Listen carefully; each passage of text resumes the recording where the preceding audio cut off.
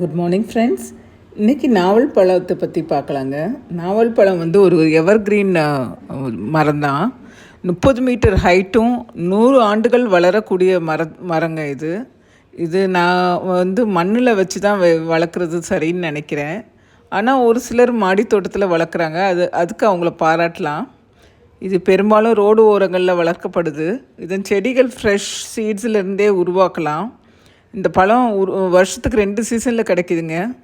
இது ப்ளட் சுகரை கண்ட்ரோல் பண்ணுது, டைஜஸ்ட் அண்ட் இம்யூனிட்டி பூஸ்ட் பண்ணுது, புற்றுநோயை தடுக்குது. இந்த மரம் வளர்ந்து 8-10 வருஷத்தில் பழம் கொடுக்க ஆரம்பிக்கும். இந்த மரத்தை நம்ம இந்த விதையிலிருந்தே நம்ம உருவாக்கலாம். நாங்கள் இந்த பழத்தை சாப்பிட்டுட்டு கொட்டையை காய வச்சு ஜூஸில் சேர்த்து சாப்பிடுவோம். இது வருஷத்துக்கு 2 சீசனில் கிடைக்கிது. கார்டனிங் வீடியோஸ் தொடர்ந்து பார்க்க பிளாசம் நர்சரி சென்னையை சப்ஸ்கிரைப் பண்ணுங்கள், லைக் அண்ட் ஷேர் பண்ணுங்கள். தேங்க்ஸ் ஃபார் வாட்சிங்.